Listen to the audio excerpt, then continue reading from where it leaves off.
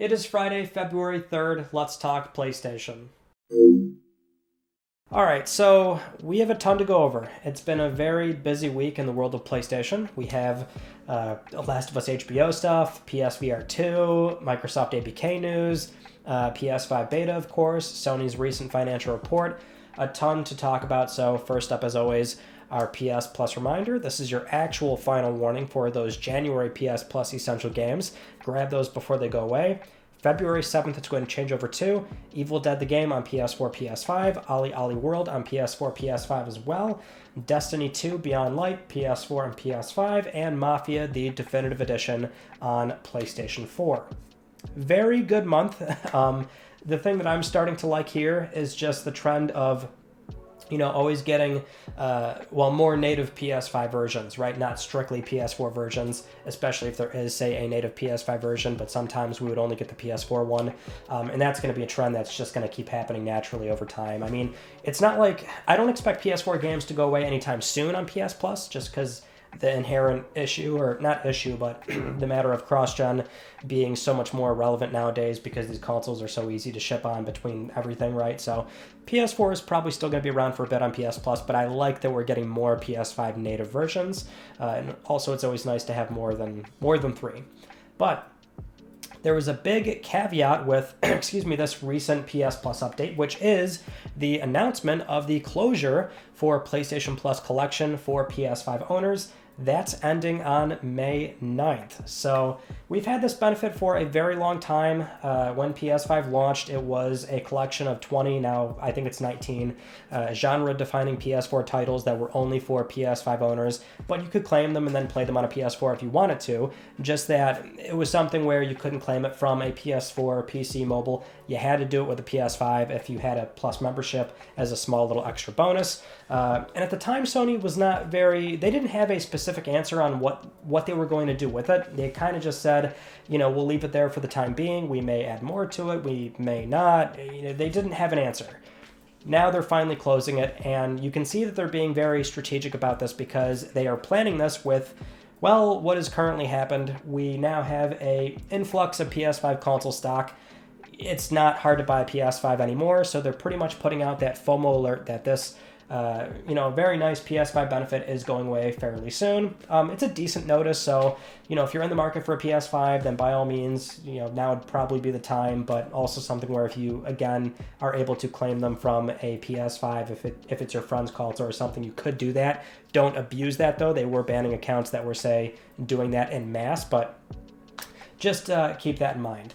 That, and also, a lot of these games are still on PS Plus. They're just on PS Plus Extra or Premium, which is fine, but that's something where if those titles leave the service, then you can't play them anymore, right? So when you claim them through the Plus collection, they're like a instant game collection game. They stay on your account indefinitely, so you'll always be able to re-download them and play them for as long as you're a Plus member, even after the program ends. So just something to note if you have not claimed these games just yet.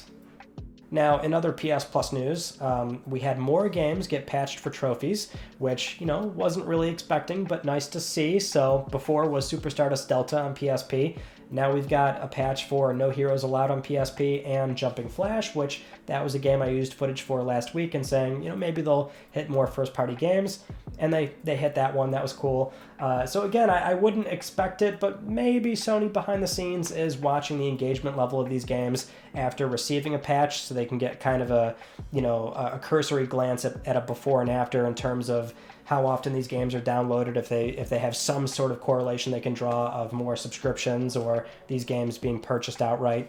If they can figure out some sort of way to make this a bit more financially viable, then and trophies is the way to do that, then by all means I am certainly here to encourage it. Anyway, moving on to the new PS5 system software beta, which is now finally available to those that are usually in the beta program, and this is the firmware that we were told before was going to have Discord voice chat. It is here, but because this is now official, we can go over the proper change log that Sony has outlined, and sometimes there's more things in there that Sony has not told us, but for the time being, let's go over the official change log of what's going to be in this upcoming PS5 firmware. So we've got 1440p support that now includes variable refresh rate. So before PS5, when it got 1440p, no VRR, Now you can use VRR with 1440p, and a wider range of 1440p displays are now supported. So if you had a display before that, say, wasn't working for some reason, perhaps they've adjusted the parameters now to include support for your display. There's now a transfer process for PS5 to PS5 consoles. If you've previously done this with PS4 to PS4, or say PS4 to PS5, should be very similar here. You can do this over a local network or physically via a LAN cable. Discord voice chats are here. Like we said, you have to relink your Discord for the new permissions, but you will then have to use the mobile app to transfer calls to PS5. Hopefully for now it's like that, but it will... or we hope that it'll get better over time. But there's also new voice commands to initiate gameplay recording. So, for example, you could say, hey, PlayStation, capture the last 5 minutes. Game hubs are seeing another redesign. So the trophy breakdown is on the bottom, and there's a new tile that shows your friends who also play that game. On the far left, there's also modules tracking your playtime and progress if there's main mission activity cards. Multiplayer cards can now be displayed full screen, taking you right to that match, and you can also see crossplay members within cards in situations where crossplay is enabled. In GameBase, you can now send a share screen request when looking at their profile, and on the voice chat card, there's a joinable game icon displayed on party members when they're playing something you can join. When friends are using the PlayStation mobile app, they now appear online from that. And in the game library, there's new filters for PSVR and PSVR2 games, much needed there. And for game lists, you can determine a default sort order, making it easier to find what you're looking for. In game presets, there's new preferences you can set for multiplayer games. You can manage who can join and who can invite others for multiplayer sessions you've made in supported games. When installing games, there's now courtesy checks in place for save files. So let's say you're installing a PS4 game with no console save data, but you do have some in your cloud storage. PS5 will now check that and let you know that you have some there.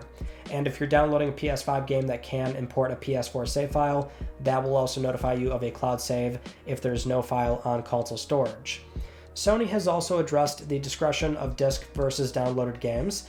Now, if your console has a downloaded version of a game you don't own, as in it's purchased on someone else's account but downloaded on your console, you can insert the physical disc of that game, and instead of being prompted to install from disk because it won't let you use the download version, now it will. There's no need to delete the game and reinstall from disk.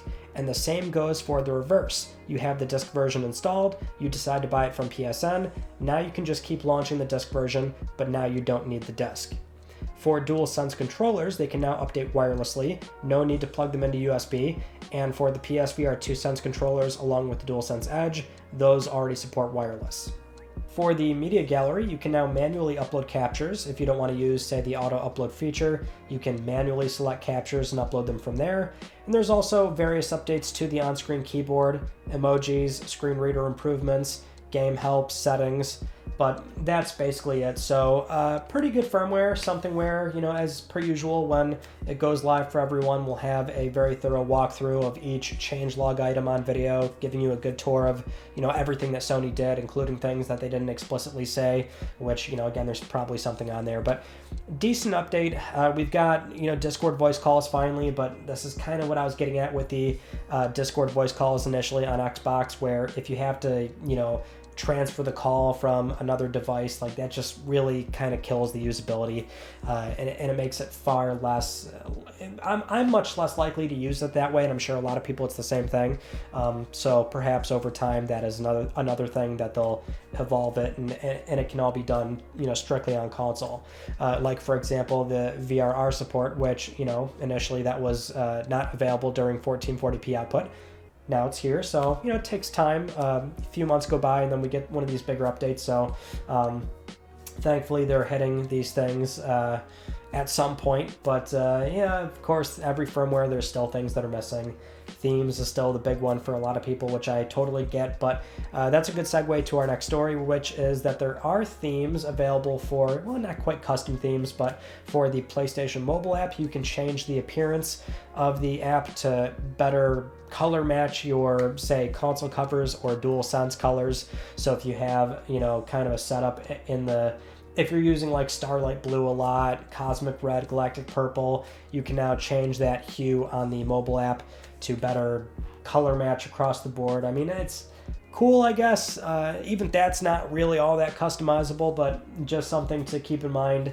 And another good segue in terms of colors is that there was a recent Reddit thread from one user that spotted this on the PlayStation warranty site, where if you're punching in info about the DualSense, there's a drop-down menu for the various colors of the controller, and there's 2 colors on there that we have not seen before just yet, which is metallic gray and metallic red. So either this is a mistake or these colors are coming fairly soon. This user did say these have been up there for months actually, so it might be a mistake, who knows. But if you're in the market for a spare DualSense and you're not, totally thrilled with the current colors, maybe those 2 ones are coming up fairly soon. Just something to, keep in the back of your head.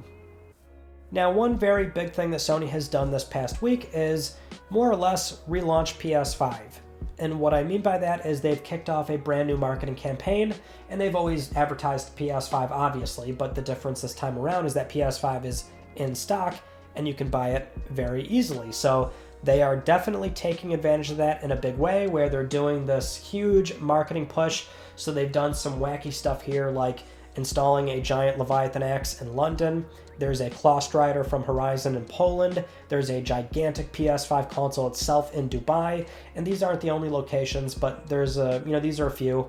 And they've also uploaded a new promo video on their YouTube channel enticing users to upgrade from a PS4, highlighting the benefits, why it's so easy, this, that, and the other. And they've also started running a new series of ads called Live from PS5, where the news anchors are on a PS5 desk and it's live action, right? So you've got all these like PlayStation references. And towards the end of that ad, it says in stock now. So again, they're really pushing the message out there that, hey, PS5, you can finally buy one.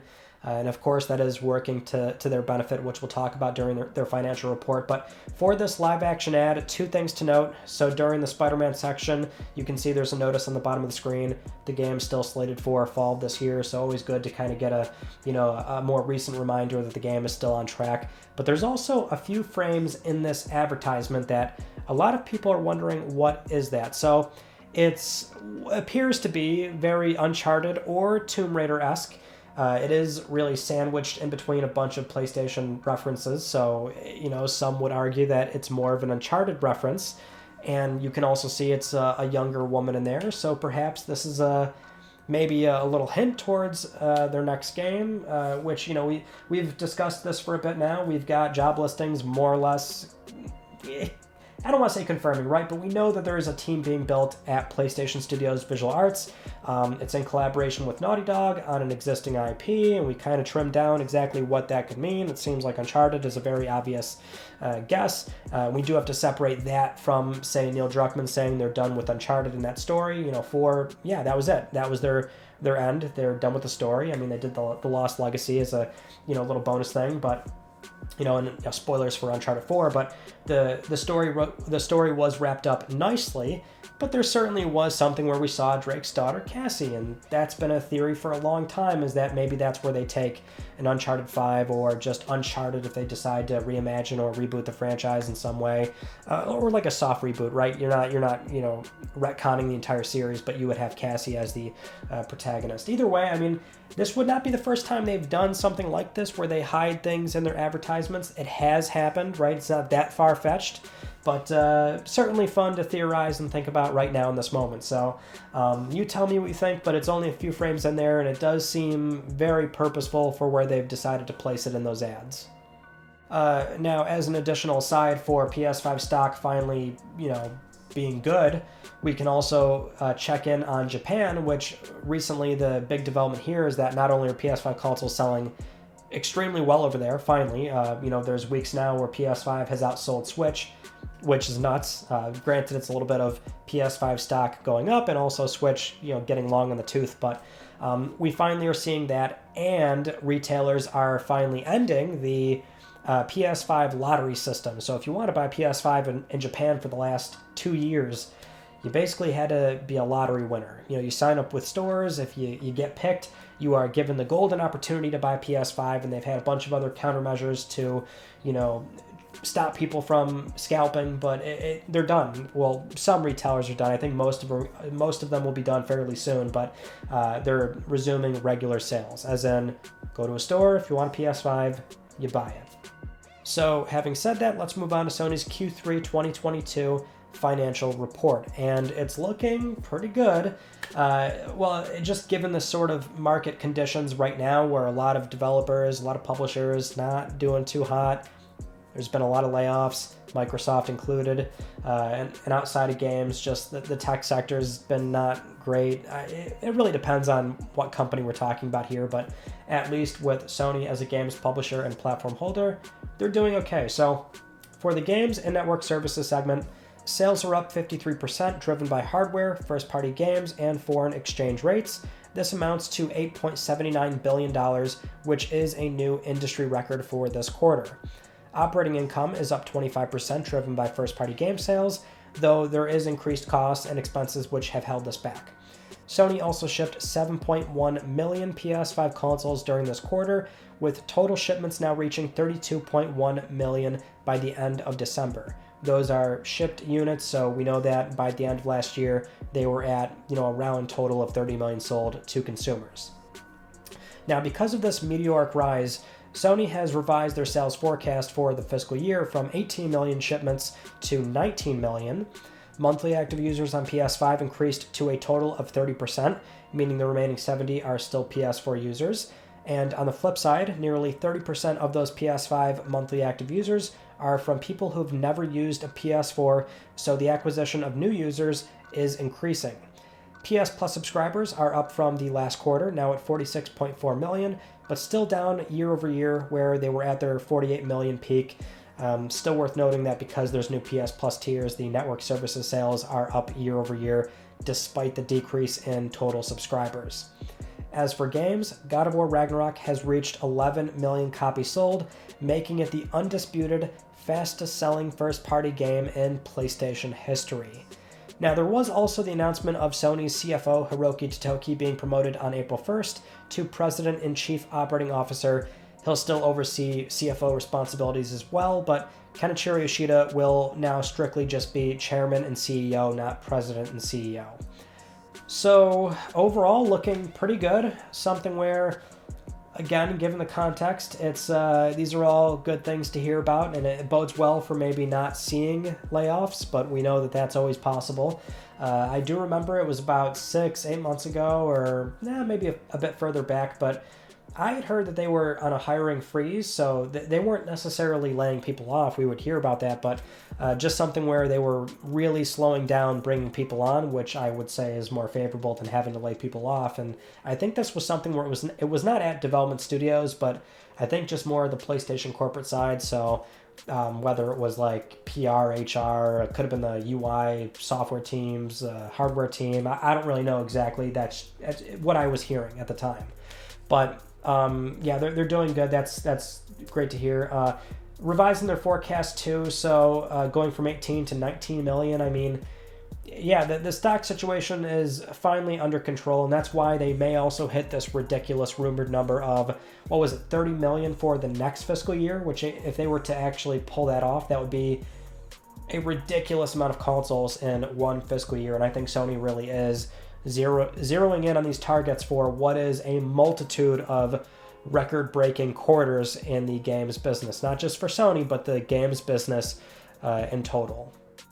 Now, while we're talking about the PlayStation business, we can also bring up this recent Bloomberg report about PSVR2 and its internal sales forecast at Sony. So, allegedly, this report claims that Sony has halved their sales estimates for PSVR2's first quarter on the market. Before, we were hearing that Sony was planning to have 2 million headsets ready by day one, but according to Bloomberg sources, this number has been cut in half due to lower than expected pre-orders, and thus Sony has also reached out to their suppliers and warning them about how there's going to be cuts, and that, if there's more interest, then they will ask for more. But allegedly, Sony plans to ship an additional 1.5 million during the next fiscal year, and analysts are saying that Sony's VR efforts are only to keep it relevant in this industry in the event that VR does take off. Now, in response to this, Sony has provided a quote to gamesindustry.biz where they say they have, quote, not cut PlayStation VR2 production numbers, and that they are seeing a lot of enthusiasm for the upcoming launch.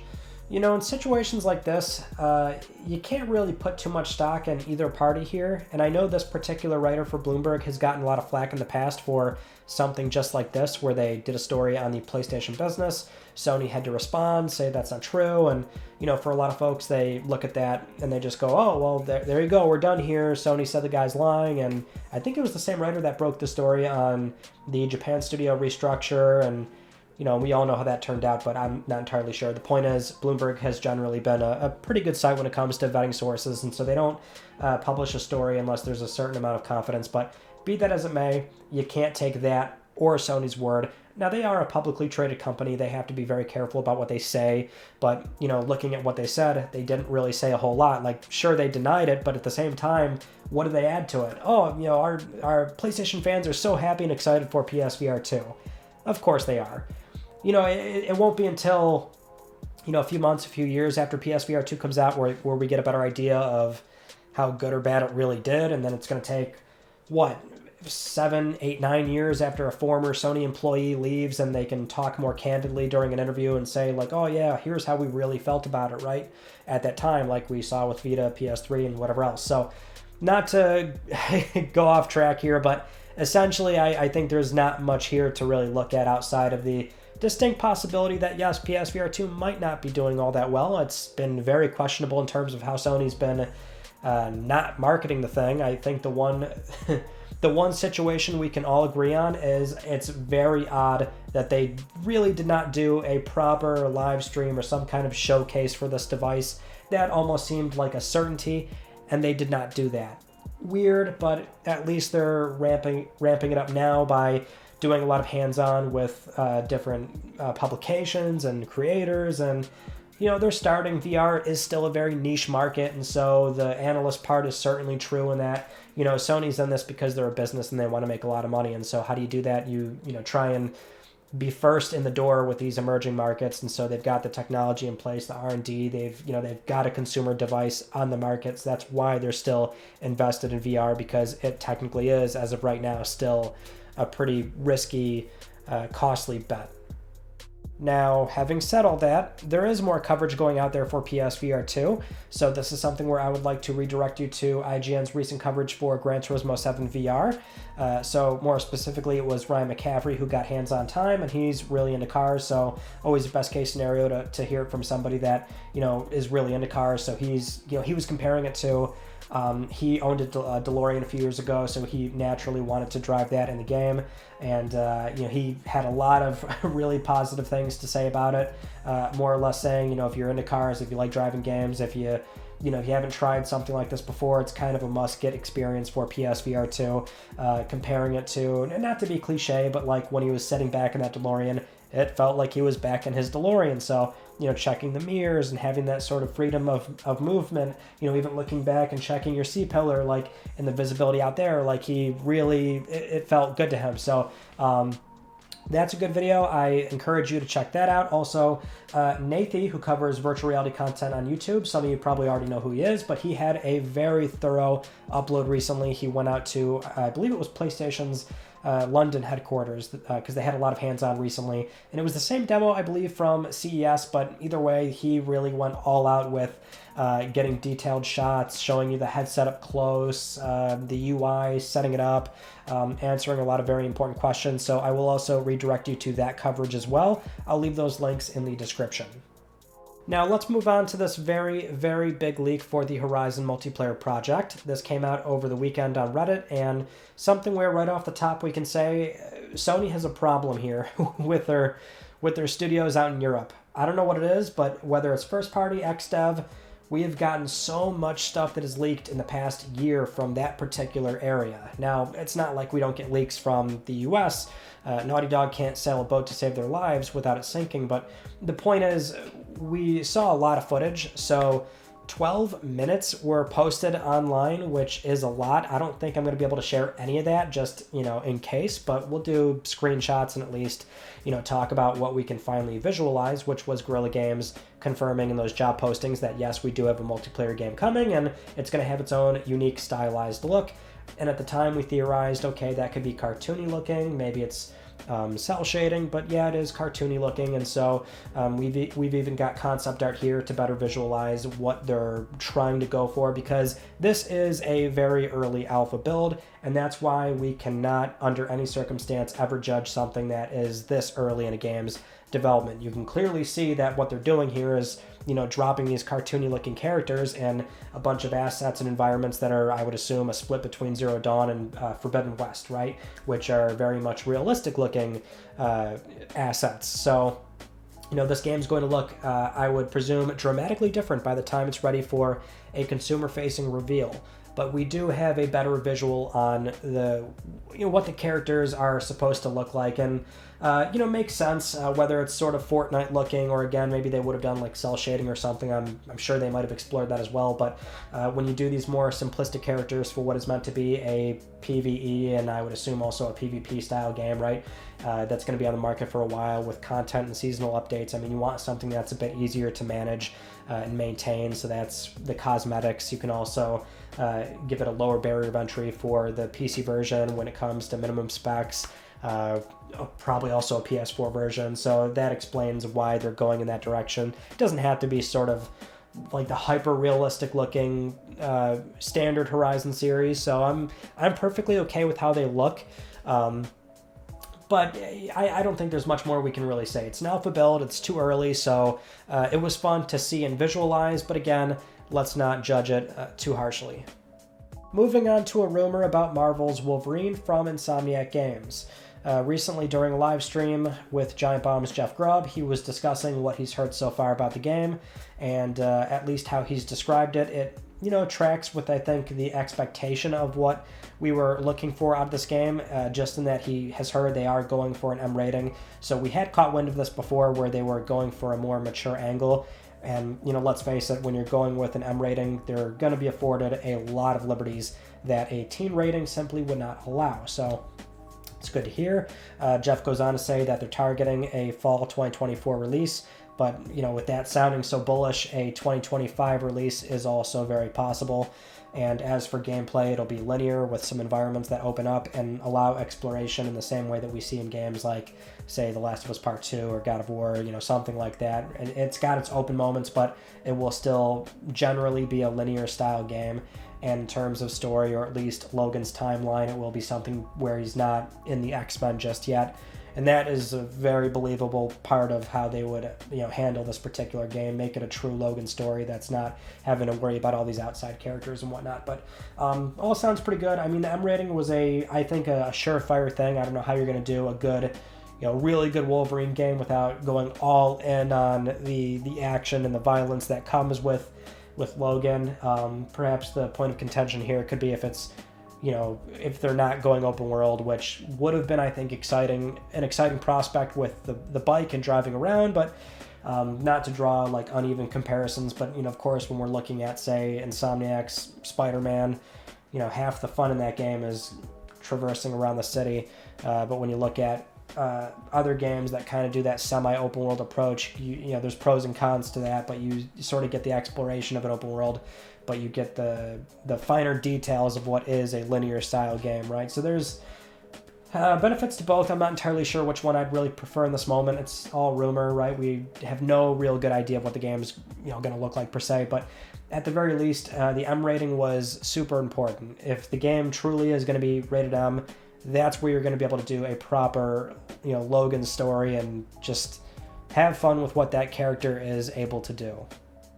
Now let's get into our weekly update for The Last of Us HBO, because it seems like there's always something to say with every new episode. Most notably was the confirmation of Season 2, which came out right after LTPS last week, go figure. But it seemed like it was locked in. I mean, we had everybody involved with the show saying, oh yeah, there's conversations, as if it wasn't like obvious that a Season 2 is happening. So it's confirmed, and it's also confirmed that yes, it will follow the second game's plot. Of course it would. I don't know why you would, change it dramatically, although it certainly would probably follow the same style that Season 1 is going through right now, which if you play the game and you're watching the show, you know that they're changing it to adapt it properly to TV. I mean, it really is kind of a knockout in how they've approached it, so I haven't really given my impressions, but it's more or less where everyone else is kind of sitting on it, which is, it's fun to go through it as somebody who played the games, and even me, I'm kind of like somewhat hyper analyzing it in the most fun way possible of like, oh, so they get to explain this now, that's really cool, or wow, we didn't get to see this at all in the games and it was a really nice touch. Oh, this additional scene added a bit more weight to what is coming up, or oh, they adjusted this timeline a bit. And more recently with episode 3, it was a bit of a reversal on what we saw in the games, right? At least in terms of the outcome. And so it's been fun to watch it like that, getting all this new stuff, but at the same time recognizing all the parts from the game. And so season 2, I imagine, will likely be just that. But with episode 3, they're still growing in terms of viewership, still going strong here. The series premiere in total has now reached 22 million viewers, and sales of the games are still increasing in the UK. Part 1 and The Last of Us Remastered were up a further 32 and 27% respectively. So yeah, still going strong. I do want to see the end of the tunnel here and see how, if the views keep growing and if the games also keep seeing this sort of resurgence. And I'm sure they will taper off at a certain point, maybe even during the show. But, so far at least it's been very encouraging. Now, we do have some bad news though, which is the actor who played Tess in the games, Annie Wershing. So unfortunately, she has recently passed away after fighting a cancer diagnosis since 2020. She leaves behind her husband, Stephen Full, and her 3 children, Freddie, Ozzy, and Archie. My sincerest regards and thoughts are with the family during what is very much a difficult time. Moving on to our latest update for the Microsoft ABK deal, we've got 2 very poor arguments that were recently made this past week, assuming one is real because it might not be true entirely, but if it is, this would be very strange. But recently on Twitter, the lead communications at Microsoft, Frank Shaw, said this, and I quote here, "I hear Sony is briefing people in Brussels claiming Microsoft is unwilling to offer them parity for Call of Duty if we acquire Activision. Nothing could be further from the truth." He goes on to explain all the public statements that have already been put out there, that Microsoft is willing to obviously agree to, offer Call of Duty and make it, true parity across the board. And we should be all in agreement at this point that Microsoft is certainly willing to do that in this moment. So I don't know why Sony, if they are perhaps actually doing this, I don't know why they would lie about that. That would be just ridiculous. But we also have this wild argument from the EVP of Corporate Affairs and the CCO of Activision Blizzard, Lulu Cheng Maservi. She wrote a Twitter thread explaining how The Last of Us HBO is a prime example of PlayStation's dominance. So she kind of did this long-winded Twitter thread about how because The Last of Us HBO is so successful, that comes from PlayStation Productions, which came from PlayStation, which puts out high-quality software, and that's why they don't need the FTC, and it was really far-reaching. This was really weird. Just flat out weird. I don't know how you sort of write all that out and think that was like a good argument, but yeah, we saw that this past week. Still nothing major to update with the deal, but I thought that was worth pointing out because that was a strange one. Now, with all that said, it is time for Let's Talk Plus, the weekly Let's Talk PlayStation giveaway, where one of you can win a $10 PSN code. I would like to congratulate this viewer right here. I'll be contacting you very soon via email or Twitter, and if you would like to win a $10 PSN code, it's so easy. You can follow the link down below. Supporting this channel, a number of ways can gain you an entry, and I'll announce the winner next week because I'm trying to help pay for your games. Those are all the stories that I wanted to talk about you all from this past week, and our Sunday video was the DualSense Edge review, so got that out on time. Unfortunately, that pushed the Tuesday video, but that'll go up this coming Tuesday as per usual. But if you want a more in-depth DualSense Edge review, I tried to cover most things in there, so go check that out. But otherwise, that is it. So that concludes this week's episode of Let's Talk PlayStation. I'm Ryan Benecki. Thank you all so much for talking with me, and I will see you all next Friday.